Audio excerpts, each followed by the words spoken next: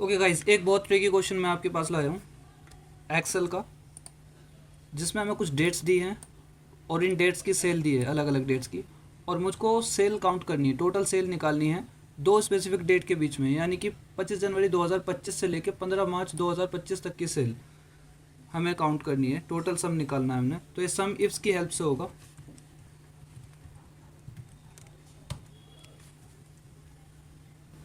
Parenthesis open करते ही हमसे पूछेगा सम रेंज, यानी हमने सम क्या करना है, सम की रेंज हमारी सेल है, हमें सम इसका करना है, तो ये रेंज ले लिया हमने, कोमा।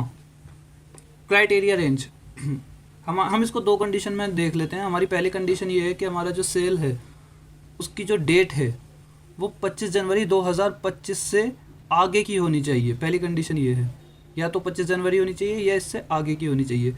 तो इसका रेंज क्या है, इसकी डेट्स की रेंज क्या है, क्राइटेरिया रेंज हमारा ये है, कोमा। अब कंडीशन क्या है हमारी, ये जो डेट हमने सेलेक्ट की है ये रेंज ये ज़्यादा होनी चाहिए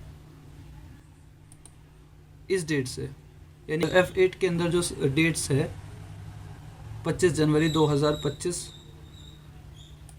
इससे आगे की होनी चाहिए।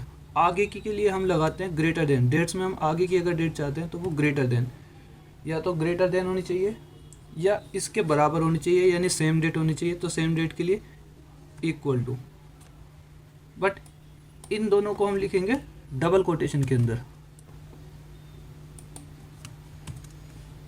और इसके साथ एंड ऑपरेटर लगाएंगे।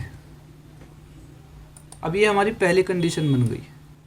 अब दूसरी कंडीशन क्या है, फिर कोमा लगाएंगे। दूसरी कंडीशन के लिए पहले रेंज सेलेक्ट करेंगे। दूसरी कंडीशन की रेंज डेट्स ही है हमारी,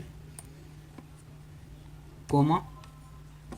कंडीशन ये कह रही है जो डेट है हमारी वो 15 मार्च 2025 से कम होनी चाहिए। 15 मार्च यानी G8 के अंदर जो डेट है उससे कम होनी चाहिए। कम के लिए लेस देन, कम मतलब पुरानी, तो पुरानी के लिए हम लेस देन यूज़ करते हैं। या तो लेस देन होनी चाहिए या फिर सेम डेट होनी चाहिए। सेम डेट के लिए इक्वल टू, फिर अगेन इसको भी हम डबल कोटेशन में रखेंगे और एंड ऑपरेटर इसके साथ हम लगाएंगे। अब ये हमारी कंडीशन पूरी बन गई है। Close bracket, hit enter, you will get the result. अब ये जो सेल आपके पास आया है ये इन दोनों डेट्स के बीच की सेल आई है।